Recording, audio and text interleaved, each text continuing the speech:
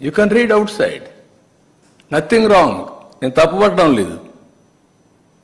కానీ లోపల మాత్రం చేస్తాను, బయట మాత్రం చేయను, నాది మానవత్వం అని మాట్లాడుతున్నాను. నేను మానవత్వం ఏంటి? మత సామరస్యాన్ని కాపాడడం మానవత్వం కాదు. మీరేమంటున్నారు? నేను ఎప్పుడో చెప్పాను పాబ్లో ఎస్కోబార్ అని. ఆ లీలల వల్ల, చేసిన అరాచకాల వల్ల ఒక్కొక్కటే బయట వస్తా ఉంటే ఇవి కూడా జరుగుతాయని మీకు ఆశ్చర్యం లేదు? కంపేర్ చేసుకోండి. ఎస్కోబార్కి ఇది డిఫరెన్సెస్ ఈ మధ్య జరిగినటువంటి ఆల్ సంఘటనలు, ఇంకా జరగబోయే సంఘటన కూడా మీరు చూసుకుంటే అవే జరుగుతున్నాయి. దాన్ని పెద్ద ఇది చేస్తూ ముందుకు మాట్లాడుతున్నారు. అదే మాదిరిగా పదే చెప్పిన అబద్ధాన్ని తిప్పి చెప్పడం, పేపర్లో రాయడం, టీవీలో చూపించడం, బ్లూ మీడియాలో అదే ప్రచారం చేయడం. ఇక్కడ కల్తీనే జరగలేదు అంటాడు. కల్తీని జరగలేదు అంటూనే ఈవో చెప్పాడంటాడు జరగలేదని. ఈవో పదే చెప్పాడు.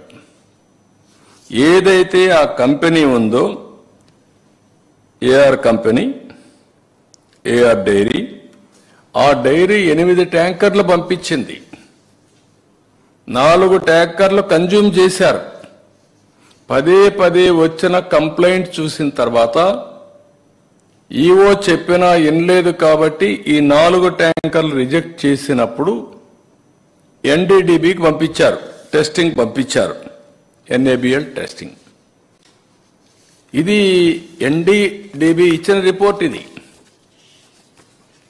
మేము తయారు చేసిన రిపోర్ట్ కాదు. ఇది క్లియర్గా ఎన్డీడీబీ రిపోర్ట్ ఇస్తే ఆ రిపోర్ట్ను తప్పు పట్టేట్టుగా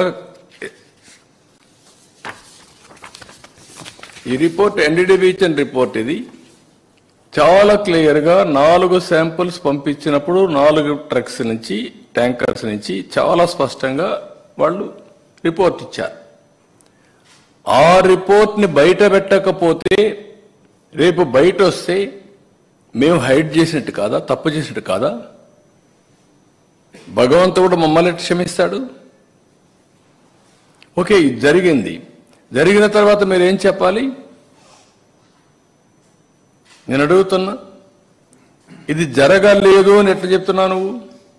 అదే సమయంలో మీరు ఒకసారి చూస్తే ఇవి జరిగింది, ముందు జరిగింది ఆగస్టు 10 తర్వాత పవిత్ర ఉత్సవాలు చేస్తారు వాళ్ళు. తెలుసో తెలియకుండా దోషాలు జరుగుంటే క్షమించమని దేవుణ్ణి కోరుకుంటూ ఒక ఉత్సవాలు చేసి అలాంటివన్నీ కూడా ఇచ్చేయడం కోసం, పవిత్రతను కాపాడడం కోసం ముందుకు పోతారు.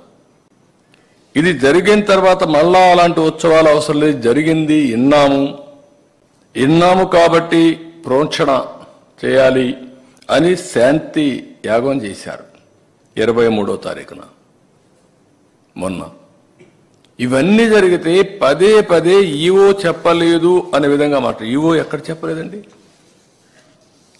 నేను తప్పు చేశానని మాట్లాడుతున్నాడు. నేను ఎక్కడ తప్పు చేశానండి? అంటే మీ పీరియడ్లో ఈ మార్గం జరిగింది, పలాని కాంట్రాక్టర్కి ఇచ్చారు, 319 రూపాయలకు గీకిచ్చారు, నాసిరకం గీ వచ్చింది అని అంటే ఏ విధంగా మీరు సమాధానం చెప్పాలండి? నేను అడుగుతున్నా, ఎందుకు కండిషన్స్ అన్ని మార్చారండి?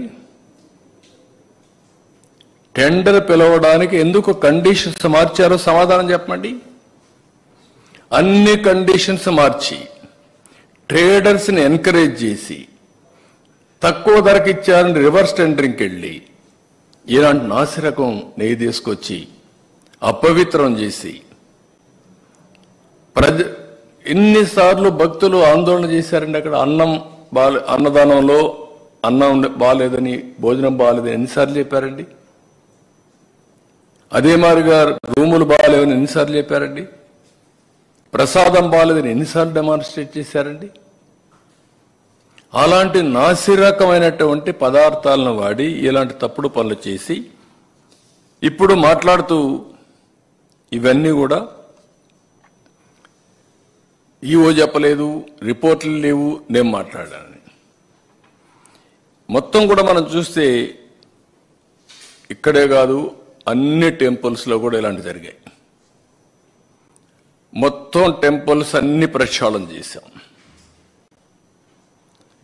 5 సంవత్సరాలు కొన్ని టెంపుల్స్ అయితే రాముల వారి తల తీసేస్తే, రాముడు తల తీసేస్తే రామతీర్థంలో ఇంతవరకు ఇన్వెస్టిగేషన్ లేదు. అంతర్వేదిని రథం తగలబెడితే ఇంతవరకు ఫైండింగ్స్ లేవు. దుర్గమ్మ గుడిలో ఆ లైన్స్ ఏవైతే ఉన్నాయో అవన్నీ దొంగిలించకపోతే దాని మీద యాక్షన్ లేదు. ఇలాంటివన్నీ జరిగిన తర్వాత నిన్న కూడా అనంతపూర్లో హనకన్కల్ విలేజ్లో కనేకల్ మండలంలో ఈశ్వరుడు అనేవాడు నేనే తగలబెట్టానని చెప్పే పరిస్థితికి వచ్చాడు రథాన్ని. అంటే ఇతను వైఎస్ఆర్ కాంగ్రెస్ పార్టీ. మీ ఇష్ట ప్రకారం తగలబెడితే మేము మిమ్మల్ని సమర్థించాలి, లేదు ఇలాంటి చేసి మత సామరస్యాన్ని రెచ్చగొట్టి రాజకీయ లబ్ధి మీరు పొందాలంటే మేము గమ్మునుండాలి. ఎక్కడిదండి ఇది? ఒక రాజకీయ పార్టీకి ఉండవలసిన లక్ష్యాలు మీకున్నాయా? ఆ హుందాతనం మీకుందా? మీరు రాజకీయాల్లో ఉండడానికి అర్హత ఉందా మీకు? I'm asking straight question. మీకెక్కడ ఎవడిచ్చాడు ఈ అధికారం? భక్తుల మనోభావాల్ని దెబ్బతీసే అధికారం వీళ్ళకి ఎవరిచ్చారు? మీరు వెళ్ళాలనుకున్నప్పుడు వెళ్ళండి, వెళ్ళినప్పుడు అక్కడ సాంప్రదాయాలు గౌరవించండి, రూల్స్ను పాటించండి, మీరు వెళ్ళి రండి. ఇక్కడ కూర్చొని కావాలని మళ్ళీ నెపం వేరే వాళ్ళ మీద వేయడానికి ఇష్టం లేదు. పోవడానికి అక్కడికి పోతే సంతకం పెట్టాలి, సంతకం పెట్టేది ఇష్టం లేదు, సంతకం పెట్టకుండా దౌర్జన్యం చేయాలి, దౌర్జన్యం చేయడానికి వీలు లేదు. కాబట్టి మీ యొక్క సమస్య అది. We are very clear. నేను అదే చెప్పాను మొన్న మీకు అందరికీ. నేను ఒక చట్టం తీసుకొస్తున్నాను, ఇతర మతస్థులు ఎవరికి వెళ్ళాలన్నా ఏ మతమైనా సరే, ఒక మతం అని కాదు, ప్రార్థనా మందిరాల్లో కానీ లేకపోతే వేరే మతాల్లో చర్చిల్లో కానీ మసీదుల్లో కానీ ఎక్కడైనా సరే వాళ్లే పనిచేయాలి, వాళ్ళ సాంప్రదాయాలు మనం గౌరవించాలి, నో సెకండ్ థాట్స్. వేరే మతం వాళ్ళు పోయినప్పుడు అక్కడ సాంప్రదాయాలను గౌరవించి దాని ప్రకారం నడవడుచుకోవాలని చెప్పాం. అలాంటివి చెప్తే దళితులు రానిరా, దళితులు రాని ఎవరు చెప్పారండి? ఎవరు చెప్పారు మీకు దళితులు రాని? ఎవరు చెప్పారు? దళితులు పోవడం లేదా టెంపుల్లోకి? అంటే మీరు పోకుండా మీరు పోయిన దానికి కారణం మీరు ఎత్తుక్కుంటూ కావాలని బురదేసే కార్యక్రమాన్ని చేస్తూ మీరు ఇంకొకరిని మాట్లాడడానికి మీకు అర్హత ఎక్కడ ఉందండి? Why you are talking all? అందుకే నేను చాలా స్పష్టంగా చెప్తున్నా, ఇతనికి ఒక అలవాటు అయింది రాజకీయాల్లో, ఒక క్రెడిబిలిటీ, విశ్వసనీయత లేదు. చెప్పిన తప్పే చెప్తా ఉంటాడు. నేనేదో చెప్పానంట, నేను చెప్పలా. This is the report. దేవుని భక్తుడిగా చెప్తున్నా. ఇది జరగకుండా 4 ట్యాంకర్స్ కూడా ఉపయోగించకపోయి ఉంటే నేను చాలా సంతోషపడేవాడిని. బాధపడుతున్నా, మనోవేదన చెందుతున్నా. వెంకటేశ్వర స్వామి కలియుగ దేవుడికి ఎలాంటి అపచారం ఆ గీ అయితే వాడారు, ఎక్కడ వాడారనేది ఇంకొక విషయం. గీ అయితే వాడారు, ఆ గీలో ఉందా అంటే నెక్స్ట్ వచ్చిన గీలో ఉంది. Same continuation. ఎందుకు ఇది రిజెక్ట్ చేశారు కదా అని మాట్లాడుతున్నారు. రిజెక్ట్ చేశారు. ఎందుకు రిజెక్ట్ చేశారు? అంత మునుపంతా కూడా యాక్సెప్ట్ చేశారు, వాడేశారు. ఇది ఎన్డీడీబీకి పంపించారు కాబట్టి, అక్రిడిషన్ పంపించి టెస్ట్కి పంపించారు కాబట్టి, టెస్ట్లో ప్రూవ్ అయింది కాబట్టి రిజెక్ట్ చేశారు. ఇంత మునుపు చేయలేదా అంటే చేయలేదు. అడల్టరేషన్ టెస్ట్లే లేవు అక్కడ. ఇప్పుడు పెడుతున్నాం world class testing equipment, laboratories అన్ని పెడతాం. అందరితో మాట్లాడతా, దేశంలో ఉండే ఎక్స్పర్ట్స్ అందరితో మాట్లాడతా. మాట్లాడి ప్యూరిటీ ఈజ్ ఇంపార్టెంట్,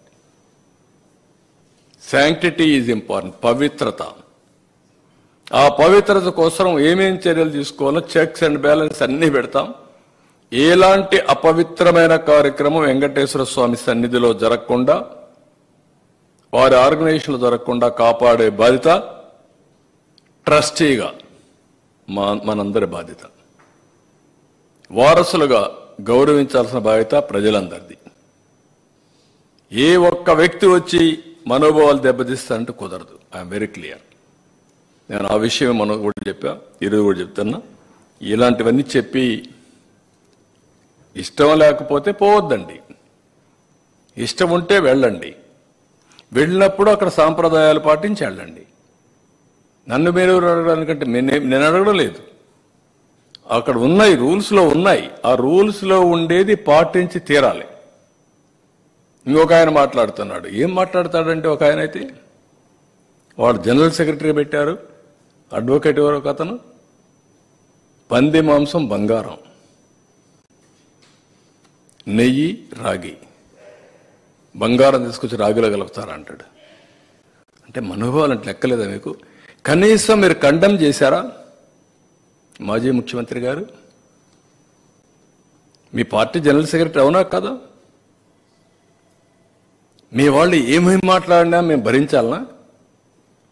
మీకు బాధ్యత లేదా మీకు? ఆ విషయాలు నేను అడుగుతున్నా. ప్రజలను గుర్తించుకోమంటున్నా. ఎట్టి పరిస్థితిలో వెంకటేశ్వర స్వామి సన్నిధిలో కానీ, వెంకటేశ్వర స్వామి టీటీడీ ఆధ్వర్యంలో నడిపే వ్యవస్థల్లో కానీ అపవిత్రం జరపకుండా కాపాడే బాధ్యత మేము తీసుకుంటాం. చాలా గట్టిగా ఉంటాం. దాంట్లో ఎక్కడా రాజీ లేదు.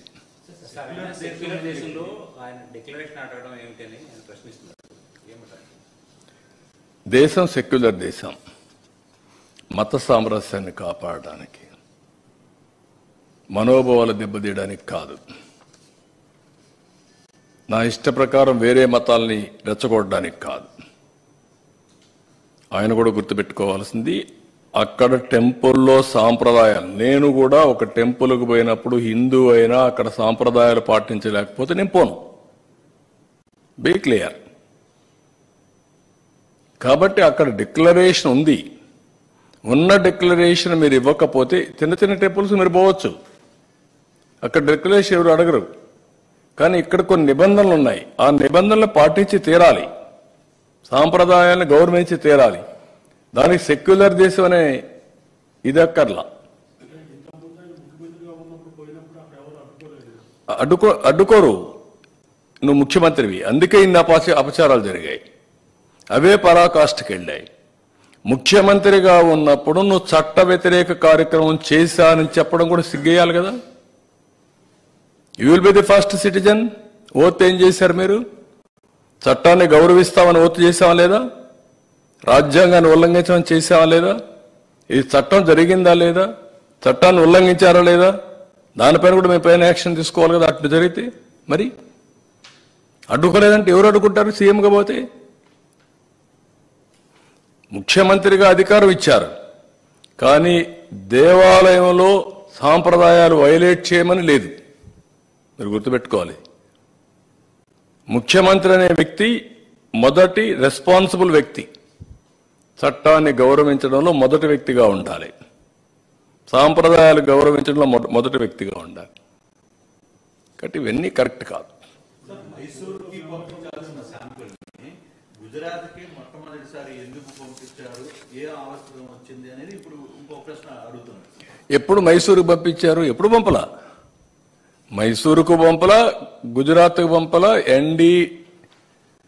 NABL టెస్టింగ్ చేయించను దాంట్లో. మనం ఎందుకు చేయలేదో మనం కోసం చేసుకోవాలి. మన దగ్గరుండే దాంట్లో మామూలు టెస్ట్లన్నీ ఉన్నాయి, మొత్తం అంతా ఎక్స్ప్లెయిన్ చేశారు మీకు. కానీ NABL అక్రిడేషన్ టెస్ట్ లేదు, దాంట్లో అడల్టరేషన్ టెస్ట్ లేదు.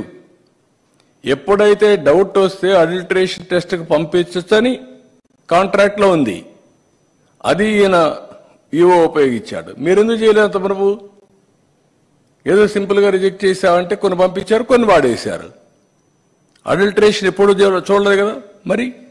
అంటే దాన్ని కూడా మభ్యపెట్టి మాట్లాడడం ఏంటి? అడల్టరేషన్ టెస్ట్ టీటీడీలో ఉందా? ఆ వ్యవస్థ లేనప్పుడు వీఆర్ టాకింగ్. అన్ని టెస్టులు చేస్తున్నారు, 14 సార్లు చేశాం, 18 సార్లు చేశాం. ఏం టెస్టులు చేశారు మీరు? అక్కడ లేని లేదా ఎక్విప్మెంట్. కానీ మొన్నటి వరకు జరిగింది ఏంటంటే దేవుని పైన భక్తి భావంతో, భయంతో, ప్యూరిటీ ఆఫ్ గీయ కాకుండా సేవలు కూడా స్వచ్ఛందంగా చేశారు, సేవాభావంతో చేశారు. కాబట్టి ఇలాంటి బయటపడలేదు. ఇప్పుడు విచ్చలవిడతనం వచ్చింది.